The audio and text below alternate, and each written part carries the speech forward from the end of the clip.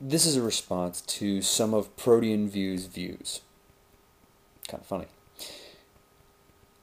Calling geometry, trigonometry, calculus, and physics taught at the high school level advanced math and sciences that should be relegated to college level only because they are not necessary for our survival shows a level of disdain for educational opportunity and a lack of forethought that I don't feel can be ignored. The suggestion that basic agriculture, camping, cooking on an open fire, and hunting equals survival only applies if civilization itself ends. Teaching these things should be and are options in many high schools, or through extracurricular activities. But to exclude geometry, trigonometry, calculus, physics, and other so-called advanced maths and sciences because they are not necessary for our survival in the hunter-gatherer sense of the word, just in case civilization does come to an end, would be a giant leap backward for society, civilization, and the human species. In just over 10,000 years, humans and our domesticated animals have gone from less than 1% of the total terrestrial vertebrate biomass on this planet to 98% of it. It is virtually impossible for humans to biologically evolve at a normal pace at this point, simply because there are too many of us, and we are too well interconnected to be able to do that. The only way forward for us is to embrace this fact and embrace technology and science and the information they provide in order to increase our understanding of advanced maths and sciences, so the advanced universe, so they are understood and supported by as many people as possible, so that civilization can advance and carry the human species into the future. We are not hunter-gatherers any longer. Have our basic needs in biology deviated from hunter-gatherer times? Not really. We still need human contact, ways of expressing ourselves, food, clothing, shelter. But the way we obtain these things has changed radically over time, and much of it has changed for the better.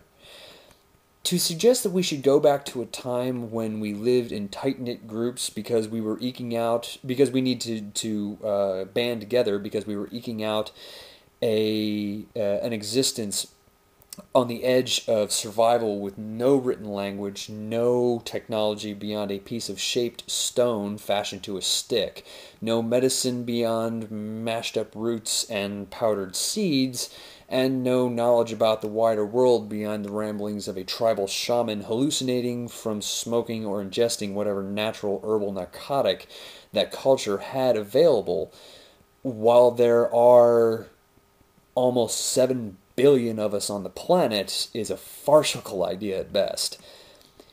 I don't mean to belittle that time in our history by any stretch of the imagination.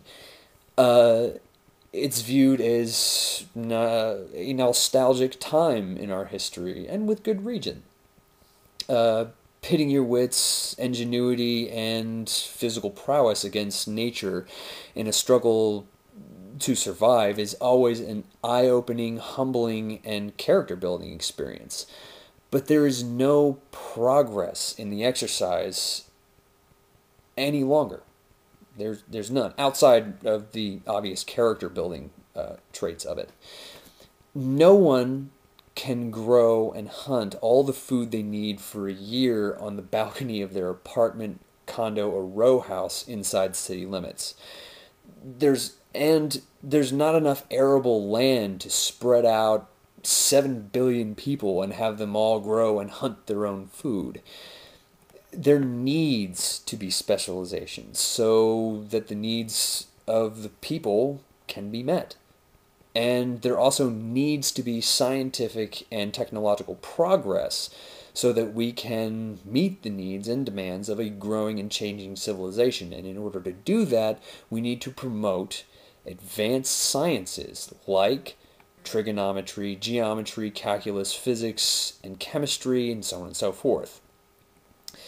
Should we lose the skills passed down to us by our Stone Age ancestors or Bronze or Stone Age ancestors?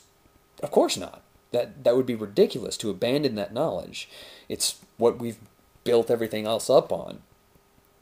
But should we promote them above modern concepts like physics, modern biology, geometry, trigonometry, calculus, chemistry, sociology, psychology, and all the other so-called advanced maths and sciences whose promotion has led to such modern advances like the space you're living in, the lights in the background, the electricity generation that powers your house, the food you ate today, pretty much all of it, the clothes you're wearing and the form of transport you take to work every day, the computer you're viewing this on, and the camera that allowed me to record it.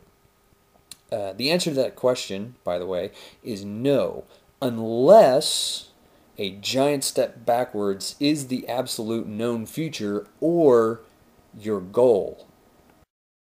The knowledge, it fills me. It is neat.